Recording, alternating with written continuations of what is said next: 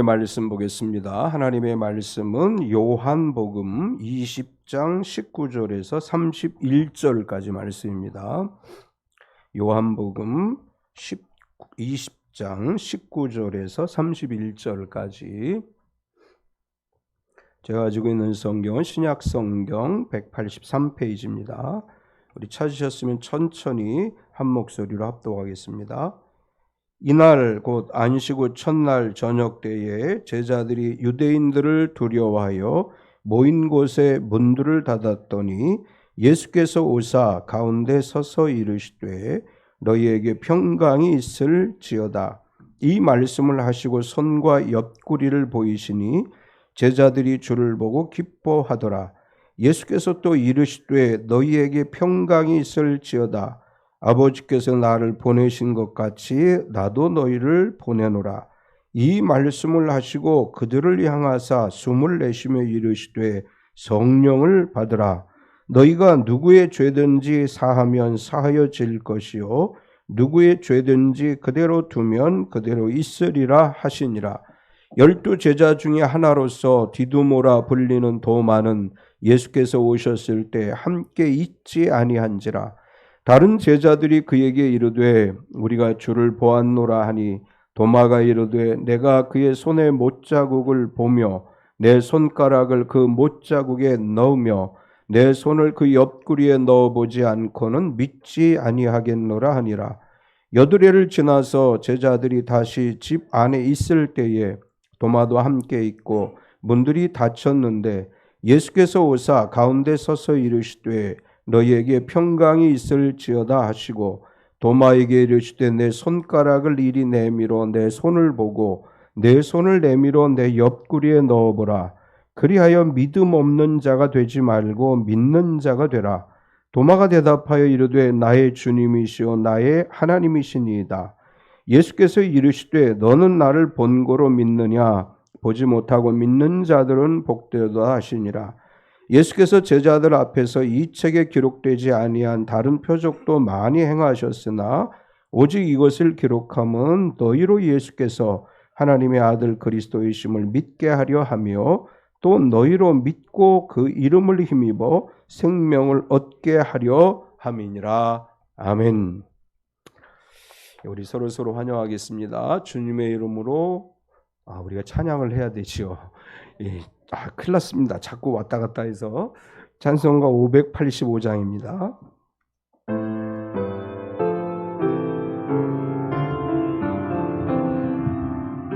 내 주는 강한 성이요 방패와 병기 되시니 그 난란에서 우리를 구하여 내시리로다.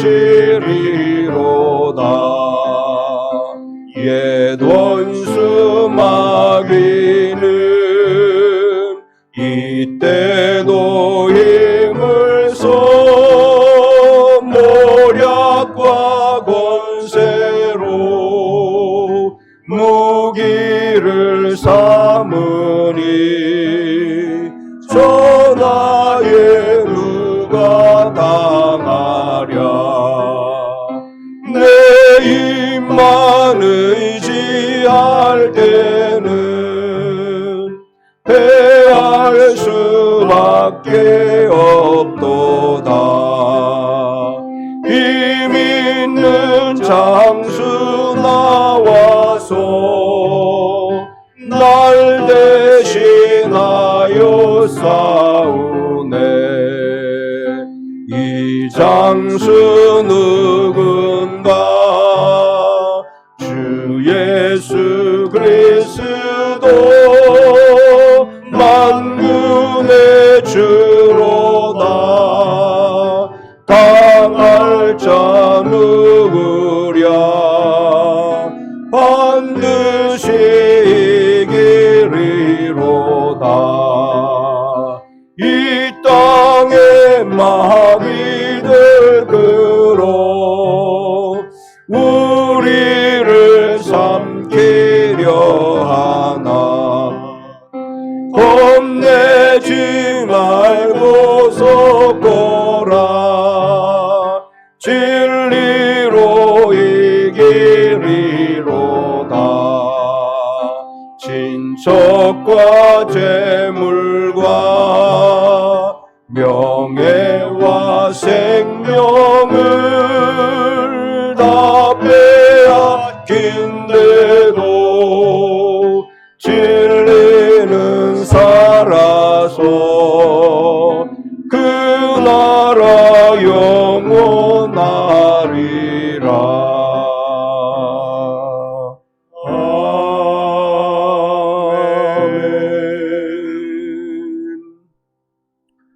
우리 서로 환영하겠습니다. 주님의 이름으로 당신을 환영합니다. 앞뒤 옆 사람을 박수로 환영하겠습니다. 주님의 이름으로 환영합니다. 우리 서로 축복하겠습니다. 몸은 건강하게, 마음은 평안하게, 삶은 행복하게. 아멘. 날씨가 봄인데 쌀쌀했다가 또 미세먼지도 심했다가 그러지요. 그럼에도 불구하고 참빛교회 모든 성도들이 한 주간도 건강하고 평안하고 행복한 하루하루 되시기를 축원합니다. 아멘. 주보에 있는 글 지난주도 빼먹고 안 읽었는데 오늘 한번 또 읽어보겠습니다. 그리스도를 안다는 것. 예수 그리스도를 믿고 거듭난 얼마 안 되는 성도에게 불신자인 친구가 성경에 대하여 질문해 왔으나 제대로 대답할 수 있는 것이 별로 없었습니다. 그는 어물어물하다 이렇게 대답했습니다. 글쎄, 성경에 대해 아는 것이 너무 적어 부끄럽구만. 하지만 이 정도는 알고 있네. 몇 년 전에 나는 많은 빚을 지고 있었고 굉장한 주정뱅이였네. 저녁마다 처자식들은 내가 돌아오는 것을 무서워할 정도로 나의 가정은 산산조각이 되어가고 있었지. 그러나 지금은 술을 끊었고 빚도 다 갚았네. 지금은 저녁이면 처자식들이 내가 돌아오기를 목이 빠지게 기다리는 화목한 가정이 되었다네. 이것은 그리스도께서 나에게 주신 것이며 이만큼은 나도 그리스도를 알고 있다네. 예수 그리스도를 안다는 것은 그리스도를 구주로 영접하는 것이요 단순히 그리스도를 지식으로 아는 것이 아니라 그리스도로 말미암아 변화됨을 의미합니다. 진정한 믿음은 변화라고 할 수 있죠. 우리가 예수님을 믿는다고 하는 게 뭐냐라고 이야기할 때 예수님을 믿음으로 말미암아 구원받은 성도답게 변화되어 살아가는 것이다. 이렇게 말할 수 있습니다. 필리핀에서 우리 35주년 그 교회에서 연락이 왔는데 8월에 헌당 입당 예배를 드릴 수 있을 것 같습니다. 그렇게 연락이 왔습니다. 제가 그럼 사진 좀 어떻게 공사가 어떻게 되는지 사진 좀 보내달라고 했는데 우리나라도 그렇지만 필리핀이 건축 자재가 엄청나게 폭등을 해가지고 좀 어려움을 겪는 것 같기는 해요. 이제 저에게 보내온 사진은 조감도 그리고 교회를 지을 땅 이렇게 보여주면서 우리가 보낸 것에다가 자기들이 또 준비를 해서 더 멋있는 조감도를 아주 멋있는 조감도를 보내왔는데 그렇게 교회를 지으려고 합니다. 이렇게 연락이 왔습니다. 8월에 입당 예배를 한다는 얘기는 저보고 오란 얘기죠. 근데 제가 일단 교회에서 상의를 해보겠다. 갈 수 있을지 없을지는 모르겠는데 일단 우리가 기도하겠다 이렇게 얘기했습니다. 지난번에 우리가 30주년 때 지은 교회는 우리가 가봤고 그 다음에 우리가 또 하나 지은 교회는 제가 못 가봤고 또 이번에 입당을 하면 가능하면 8월에 좀 가야 되지 않을까, 가서 두 교회를 좀 돌아보고 와야 되지 않을까 이렇게 생각하고 있습니다. 기도해 주시고 또 8월에 주님이 인도하셔서 목사님 저도 갈 수 있을 것 같아요 이러시는 분들이 좀 생겨났으면 같이 한번 필리핀에 입당 예배에 가도록 하겠습니다. 오늘 이제 예수님께서 부활하신 날 저녁에 있었던 일을 기록하고 있습니다. 예수님 입장에서 예수님의 제자들 입장에서 보면 예수님의 죽으심과 부활을 전혀 예상하지 못했던 일인 것을 우리가 알 수 있죠. 우리가 마태, 마가, 누가, 요한복음을 보면 제자들은 예수님이 죽으실 것에 대한 준비를 아무것도 하지 못했습니다. 또 예수님이 부활하신 후에 어떻게 할 것인지에 대한 준비도 전혀 없었습니다. 예수님께서 예루살렘에 입성하시기 전에 사실은 제자들에게 말씀하셨어요. 내가 이번에 예루살렘에 올라가면 대제사장과 장로들에게 고난을 받아 죽을 것이고 다시 살아날 것이다.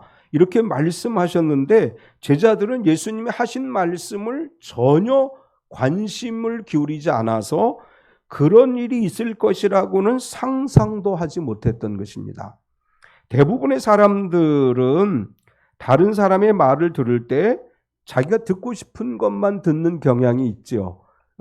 말을 열심히 해도 나중에 제가 어떤 사람하고 막 얘기를 해요. 그리고 나서 나중에 이제 다시 그 한 얘기에 대해서 다시 이제 이야기를 할 때 언제 그런 얘기 했어요? 이렇게 이야기하는 사람들이 의외로 많아요. 우리는 늘 우리 자신이 듣고 싶은 것만 듣는 경향이 있습니다. 예수님께서 고난받으시고 죽으시고 부활하실 것이라고 이야기했지만 제자들은 그 말씀에 대해서 무관심했어요. 예수님께서 공생의 3년의 사역을 하시면서 너무나 놀라운 일들을 행하셨기 때문에 제자들은 예수님이 하신 놀라운 기사와 표적에 도취되어 있었습니다. 그래서 예수님께서 하실 더 크고 놀라운 일에 대한 환상에 젖어 있었고 예수님께서 고난받으시고 죽으시고 부활하실 것이라고 말씀하셨지만 제자들은 그것에 관해 전혀 기억하지 못했습니다. 제자들은 주님의 시대가 열릴 것에 대한 기대감에 차 있었습니다. 부활절을 지내면서 우리 자신도 한번 점검해 봐야 되지요. 내가 하나님의 말씀을 다 읽고 하나님 말씀 전체를 내가 하나님께서 나에게 주신 말씀이라고 받아들이고 있는 것인지. 이게 연예인들 팬덤이라고 하는 게 있죠. 어떤 사람에 대해서 좋아하는 자기 가수라든지 탤런트가 있을 경우에 특별히 가수를 좋아하면 노래를 들을 때 자기가 좋아하는 가수들의 노래만 들으려고 하죠. 다른 가수들의 노래는 잘 안 들으려고 하고 성경을 읽을 때도 우리가 말씀의 편식을 하는 경향이 좀 있습니다. 내가 원하는 구절, 내가 좋아하는 구절, 그 말씀 구절만 읽으려고 하는 경향이 있어요. 우리가 성경을 읽을 때 말씀의 편식을 하지 말아야 돼요. 아이들에게 우리가 음식을 먹일 때 아이들이 싫어하는 음식도 막 먹이죠. 뭐라고 얘기하면서 이거 먹어야 건강해. 이렇게 하고 먹이죠. 하나님 말씀도 마찬가지예요. 우리가 좋아하는 구절만 그 말씀만 기억하는 것이 아니고 때로는 우리 마음을 아프게 하고 우리를 책망하고 깨닫게 하는 구절도 우리가 읽고 묵상해야 돼요. 그 말씀이 우리의 영혼을 건강하게 해주는 것입니다. 제자들은 예수님의 죽으심과 부활에 대해 들었지만 그런 상황이 올 때 어떻게 할 것인가에 대한 준비는 전혀 하지 않았어요. 왜냐하면 그런 일이 일어나지 않을 거라고 생각했기 때문입니다. 아마도 예수님께서 내가 예루살렘에 올라가면 고난을 받고 죽을 거야. 그리고 부활할 거야. 이 말씀을 제자들이 기억했더라면 아마 나름대로 준비를 했을 거예요. 그런데 아무도 그것에 대해서 기억하지 못하고 아무도 준비하지 못했습니다. 따라서 아무런 대책이 없는 거예요. 예수님이 잡히는 순간부터 제자들에게는 아무것도 할 수 없는 상황이 됐어요. 뭘 어떻게 해야 될지 그들은 감도 잡을 수가 없었습니다. 심지어 예수님께서 부활하셨다는 이야기를 들었음에도 불구하고 그들이 할 수 있는 일이 아무것도 없어요. 뭘 해야 될지 감이 오지 않는 거예요. 부활하신 예수님께서 제자들이 있는 곳에 찾아오셨습니다. 제자들은 이제 아무것도 할 수 없기 때문에 그냥 문을 꼭꼭 걸어 잠그고 있는 그곳에 예수님이 찾아오셨어요. 그리고 평강을 선포하시면서 성령을 받으라고 말씀하셨습니다. 오늘 말씀은 이제 그렇게 시작을 하죠. 예수님이 오셨을 때 그런데 도마가 거기 없었다. 이렇게 이제 성경 기록을 합니다. 예수님께서 다시 도마가 있을 때 나타나셔서 보지 못하고 믿는 자가 복이 있다. 이렇게 말씀하셨습니다. 요한사도는 공간복음에 기록되지 않은 이야기들을 기록하면서 요한복음을 기록하게 된 목적에 대해서 이제 뒷부분에 이렇게 소개를 해요. 예수님께서 하나님의 아들이시고 그리스도이심을 믿게 하려고 내가 이것들을 기록했다. 그리고 끝에 가서는 이렇게 썼습니다. 예수님을 믿고 예수님의 이름을 힘입어 생명을 얻게 하려 함이라. 요한복음을 쓴 목적이 바로 생명을 얻게 하려 함이라. 이렇게 소개를 합니다. 오늘 요한 사도께서 기록하고 있는 이 말씀을 중심으로 해서 생명을 얻게 하려 함이라. 사실은 그 앞에 그 이름을 힘입어 생명을 얻게 하려 함이라. 이제 이런 제목으로 말씀의 은혜를 나누려고 하는데, 오늘 말씀을 통해서 우리가 발견할 수 있는 것은 첫 번째로 너희에게 평강이 있을지어다. 이렇게 말씀하셨습니다. 예수님께서 부활하셨다는 이야기를 들었지만 제자들은 아무것도 할 수 없었죠. 지금까지 예수님이 하라고 하는 일만 했습니다. 3년 동안 예수님을 따라다니면서 예수님께서 제자들에게 명령하신 일들만 했는데, 예수님이 십자가에 달려 돌아가시는 순간부터 부활하신 예수님의 이야기를 들었음에도 불구하고 그들은 아무것도 할 수 없는 상황이 됐어요. 아무것도 할 수 없고 무엇을 어떻게 해야 될지도 알 수 없는 그런 상황에 있을 때 제자들이 할 수 있는 일이라는 것은 모인 곳에 문들을 닫는 것입니다. 19절을 보면 이날 곧 안식 후 첫날 저녁 때 제자들이 유대인들을 두려워하여 모인 곳에 문들을 닫았더니 예수께서 오사 가운데 서서 이르시되 너희에게 평강이 있을지어다. 요한복음 20장 1절에서부터 18절까지는 이런 이야기가 기록되어져 있습니다. 새벽에 여인들이 무덤에 갔더니 무덤 문이 열려 있었고 예수님의 시체는 보이지 않았습니다.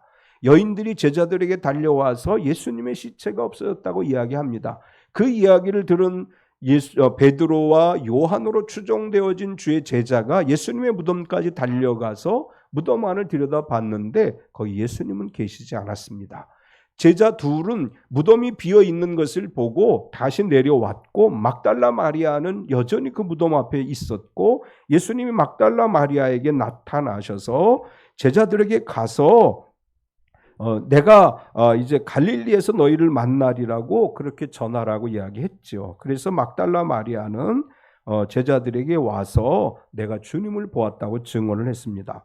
이제 막달라 마리아의 증언을 들은 제자들은 그러면 어떻게 할 것인가?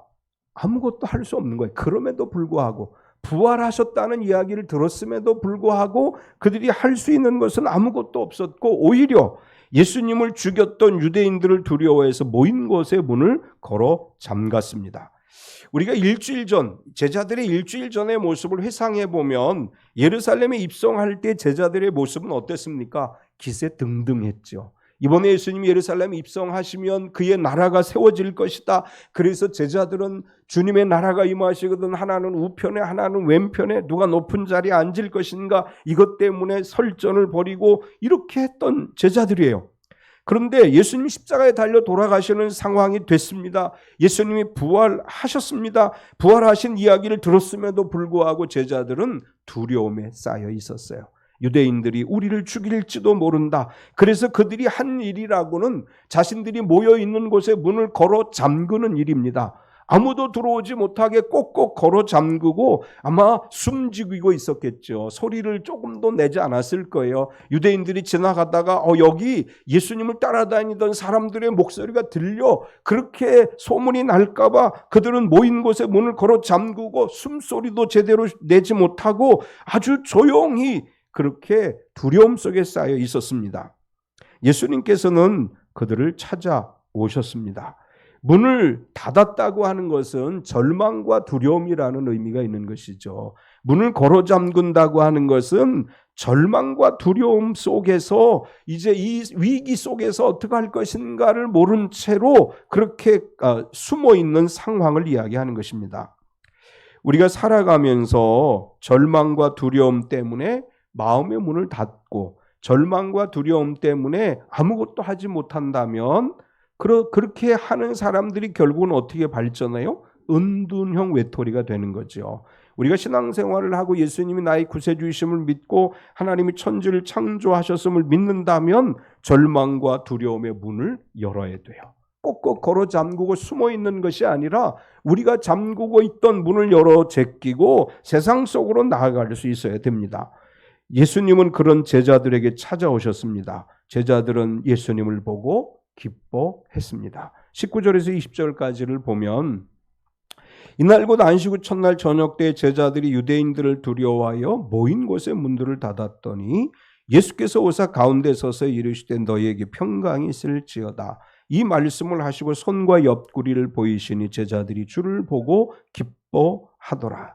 모인 곳에 문을 꼭꼭 걸어 잠갔습니다. 그런데 예수님이 나타나셨습니다. 예수님은 시 공간을 초월하신 분이시기 때문에 잠겨있는 그 집 안에 나타나셨고 그리고 제자들에게 평강을 선포하셨습니다.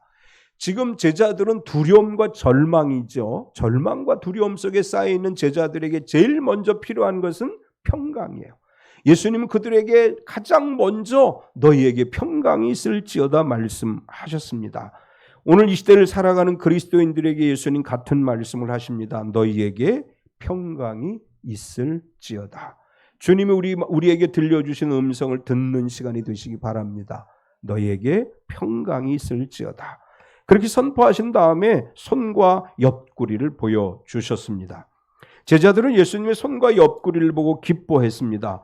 부활하신 예수님을 보고 기뻐했다고 요한은 기록하지 않아요. 예수님이 나타나셔서 너희에게 평강이 있을지어다. 그러니까 요한은 제자들이 예수님을 보고 기뻐했다 이렇게 묘사하지 않았고 예수님이 손과 옆구리를 보여줌에 기뻐했다 이렇게 기록을 합니다. 이 제자들은 절망과 두려움에 쌓여 있었는데 예수님이 나타나셨을 때 어쩌면 이렇게 생각했을 수도 있어요. 환상이라고 생각했을 수도 있어요. 우리가 이런 절망 가운데 있으니까 하나님이 예수님의 환상을 우리에게 보여주신 거야 이렇게 착각할 수 있습니다. 그래서 예수님은 손과 옆구리를 보여주셨습니다. 손과 옆구리를 본 그들은 예수님 십자가에 달려 돌아가신 예수님께서 부활하셨음을 믿고 부활하신 예수님이 자신들 앞에 나타나셨음을 보고 기뻐했다는 것입니다. 그렇게 기뻐하는 제자들을 향해서 예수님은 성령을 받으라 이렇게 말씀하셔요.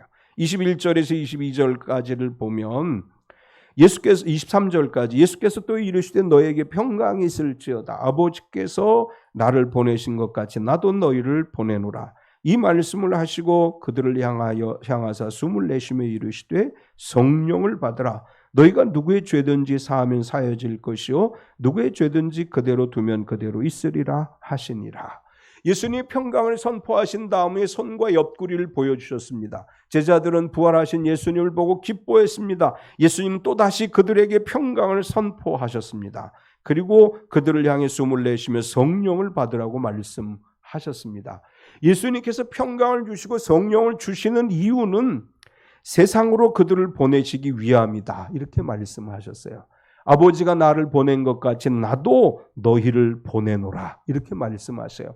지금 제자들은 그 상태로 세상에 나아가면 아무것도 못해요. 유대인들이 무서워 문을 걸어 잠그고 있는 사람들이 뭘 하겠습니까? 그들은 아무것도 할 수 없는 두려움과 절망에 쌓여 있기 때문에 예수님은 평강을 선포하신 거예요. 너에게 평강이 있을지어다.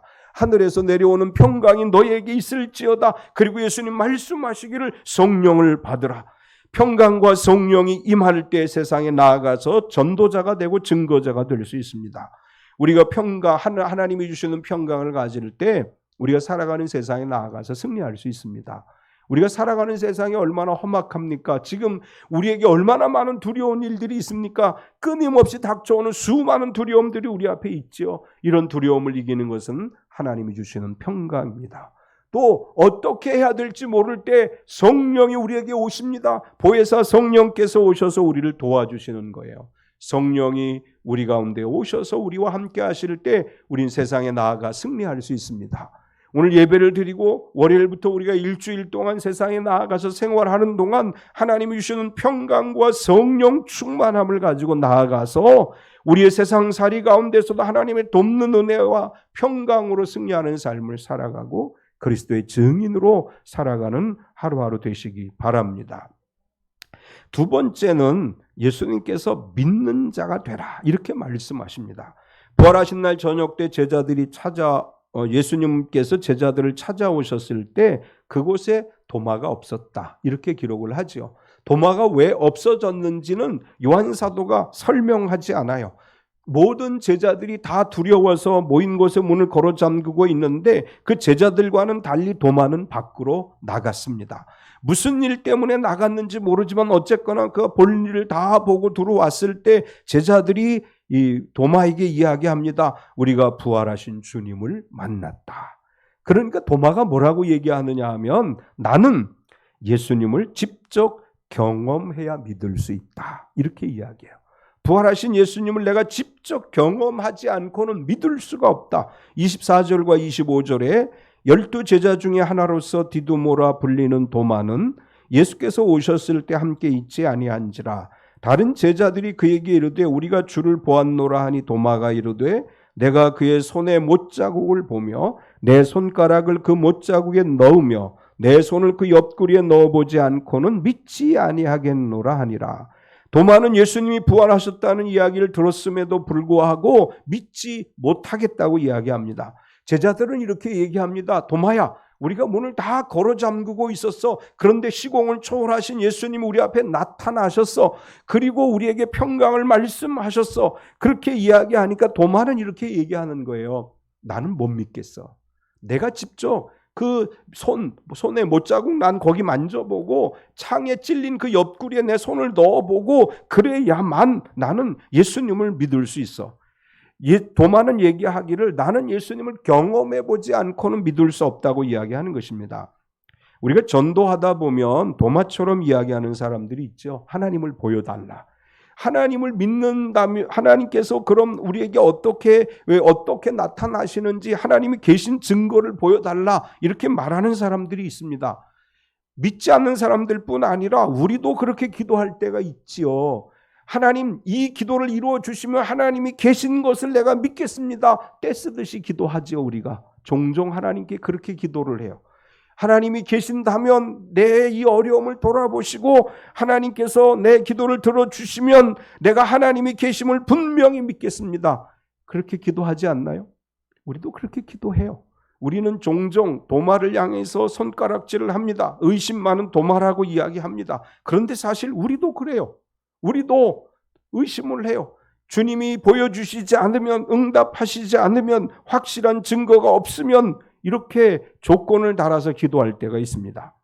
이런 도마에게 그리고 이런 우리들에게 예수님 이렇게 말씀하셔요. 믿음 없는 자가 되지 말고 믿는 자가 되라.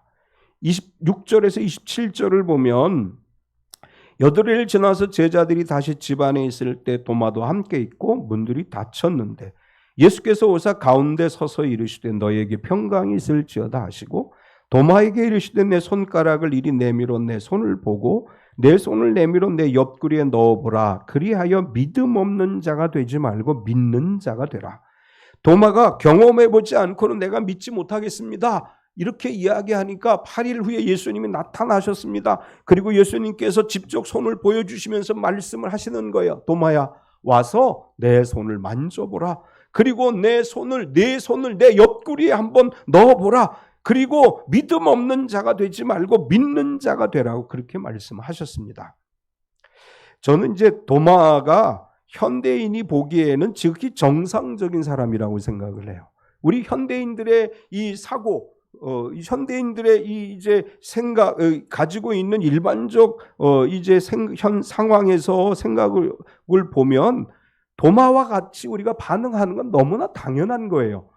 십자가에 못 박혀 죽으신 예수님 부활하셨다고 할 때 도마가 그래 예수님 부활하셨어 나타나셨어 나 그거 믿을 수 있어 이렇게 반응한다기보다 실제로 그분이 예수님이신지 실제로 예수님 못자국이 있는지 옆구리가 찔림 그 상처가 있는지 그것을 내가 보고 믿겠다고 말하는 것은 지극히 정상적인 모습이라고 할 수 있어요.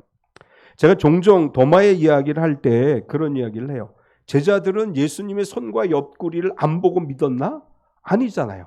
예수님 보여주셨어요. 손도 보여주시고 옆구리도 보여주시고, 그런데 도마는 자기가 경험해 보겠다고 얘기한 거예요.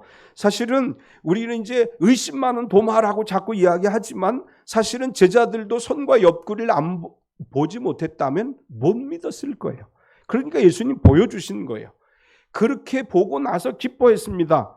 합리주의적인 사고를 가진 현대인들에게 있어서 도마는 지극히 정상적이라고 저는 생각을 해요. 예수님도 여기서 도마의 의심 많음을 지적하셨다기보다는 그렇게 해서라도 믿으라는 말씀이에요. 믿음 없는 자가 되지 말고 그렇게 해서라도 믿는 자가 되라. 내 손을 내 손에 대서 만져보고 내 옆구리에 내 손을 대서 만져보고 그렇게 해서라도 믿는 자가 되라. 이렇게 말씀하는 것입니다. 은사를 경험하고 은혜를 체험하고 부인하는 사람들이 있어요. 신유의 은사를 경험하고 또 예언의 은사를 경험하고 환상을 보고 여러 가지 은혜를 경험하고 기도 응답을 받았음에도 불구하고 나중에 보면 하나님을 부인하는 사람들이 있어요. 예수님은 지금 이렇게 얘기하시는 거예요. 너희가 성령의 은혜를 받았고 말씀의 은혜를 받았고 기도의 응답을 받았고 신유의 은사를 경험했고 그런 것을 경험했다면 믿음 없는 자가 되지 말고 믿는 자가 되라. 이렇게 말씀하시는 것입니다. 보고라도 믿는 자가 됩시다. 경험하고라도 믿는 자가 됩시다. 그 다음에 예수님이 하신 말씀이 이거예요. 본 것이 없음에도 믿는 자가 복이 있다. 28절과 29절을 보면 도마가 대답하여 이르되 나의 주님이시오 나의 하나님이시니이다. 예수께서 이르시되 너는 나를 본고로 믿느냐 보지 못하고 믿는 자들은 복되도다 하시니라. 우리의 신앙은 만져본 경험이 없더라도 말씀대로 믿는다면 그것이 진정한 복이다. 이렇게 말씀하죠. 이제 우리는 오순절주의자입니다. 우리 교회는 오순절 교회죠. 오순절주의자들이 강점은 뭐냐 하면 다양한 영적 경험이 있습니다. 성령이 말하게 하심을 따라 다른 방언으로 기도하고 기도하는 가운데 환상을 보고 또 예언을 하고 신유의 은사를 경험하고 능력 행함을 경험하고 많은 경험을 해요. 특별히 오순절 교회들 속에 성령의 나타나심은 아주 다양하게 나타납니다. 이것이 오순절 교회의 장점이라고 할 수 있다면 오순절 교회의 단점이 뭐냐?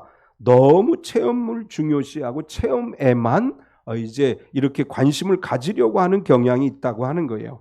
예수님은 우리가 성령 충만하고 은사가 나타나고 은혜가 충만한 신앙생활을 하는 거 그게 문제라고 얘기하지 않으세요. 예수님 우리에게 성령을 부어주시고 우리에게 능력을 주시고 우리에게 은사가 나타나도록 오늘도 역사하십니다. 그런 가운데서 우리가 예수님이 원하시는 건 뭐냐 하면 그런 가운데서도 신앙생활 열심히 하는 걸 기뻐하시는 거예요. 은사를 경험하고 기도의 응답을 경험하고 믿음이 변함없이 충만한 신앙생활 하는 거 하나님이 기뻐하십니다. 그리고 그리 아니하실지라도 변함없이 믿는 걸 하나님이 기뻐하시는 거예요. 우리 경험하는 게 나쁜 게 아니에요. 은사를 체험하는 게 나쁜 게 아니에요. 그게 문제가 아니고 그리 아니하실지라도 다윗은 이렇게 얘기하죠. 내게 꿈에 말씀하지 않고 환상으로도 예언으로도 말씀하지 않고 그러실지라도 내 믿음은 변하지 않겠습니다. 다윗이 시편에서 그렇게 노래를 해요. 다니엘의 세 친구들이 불에 던져지는 상황이 되었을 때 만군의 주 여호와께서 우리를 지켜주실 것입니다. 그러나 그리 아니하실지라도 그들이 그렇게 고백을 했습니다. 이것이 우리의 고백이 되어야 될 줄 믿습니다. 그리 아니하실지라도 우리가 경험해도 하나님 앞에 온전한 믿음으로 서야 되고 그리하지 아니하실지라도 변함없이 주님을 믿는 것이 복이 있는 신앙입니다. 우리 찬빛교회 모든 성도들이 성령 충만해서 성령의 은사를 경험하시고 그리 아니하실지라도 변함없는 믿음으로 하나님을 섬기는 복 있는 성도의 삶이 되시기를 축원합니다. 세 번째는 생명을 얻게 하려 함이라. 이것은 이제 요한 사도가 요한복음을 기록한 목적이라고 할 수 있는데 요한 사도는 이런 이야기들을 쫙 기록한 다음에 내가 왜 이런 이야기들을 다 기록했느냐? 우리가 이제 마태, 마가, 누가복음을 공관복음이라고 하죠. 서로 좀 유사한 내용들이 많고 이제 이런 세 개의 복음서를 공관복음이라고 하고, 요한복음은 이 공관복음과 조금 다른 차원에서 기록되어져서 이제 분류를 하는데, 사실은 요한은 제일 늦게 복음서를 썼을 것으로 보고 있습니다. 그래서 마태, 마가, 누가복음에 쓰여진 이야기들이 그 당시 초대교회 성도들에게 잘 알려져 있었고, 요한은 그것을 바탕으로 해서 그 속에 마태, 마가, 누가복음에 기록되어지지 않았던 내용들을 또 추려서 요한복음에 기록을 한 거예요. 그래서 요한이 이야기하려고 하는 건 뭐냐 하면, 여러분들이 마태, 마가, 누가복음을 읽었을 것이고 내가 또 이 글을 기록한 것은 결국 그 목적이 뭐냐 하면 생명을 얻게 하려는 것이 목적이다. 이렇게 이야기하면서 요한 사도는 이렇게 얘기해요. 다른 표적을 많이 행하셨다. 30절을 보면 예수께서 제자들 앞에서 이쪽에 기록되지 아니한 다른 표적도 많이 행하셨으나, 요한 사도는 요한복음을 마무리하기 전에 이 책에 기록되지 않은 많은 표적을 행했다고 소개를 합니다. 마지막 21장 25절에 보면 또 다시 한번 설명을 하는데, 예수께서 행하신 일이 이 외에도 많으니 만일 낱낱이 기록된다면 이 세상이라도 이 기록된 책을 두기에 부족할 줄 아노라. 요한은 이렇게 얘기해요. 마태, 마가, 누가복음에 기록되어진 거, 그리고 내가 기록한 거, 그 외에도 정말 예수님이 행하신 일들은 얼마나 많은지 모른다. 그런데 이걸 다 기록할 수가 없기 때문에 아주 중요한 것들만을 기록을 했다. 이렇게 이야기하는 것입니다.